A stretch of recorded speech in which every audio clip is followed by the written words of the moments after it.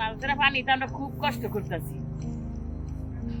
আঙ্গুর পানি খাওয়ার কষ্ট, আঙ্গুর খাওয়ার কষ্ট, আঙ্গুর ঘরে দুয়ারে পানি, আঙ্গুর কোনো কামাইয়ার জন্য নাই, কোনো কিছু চুয়ার নাই কে।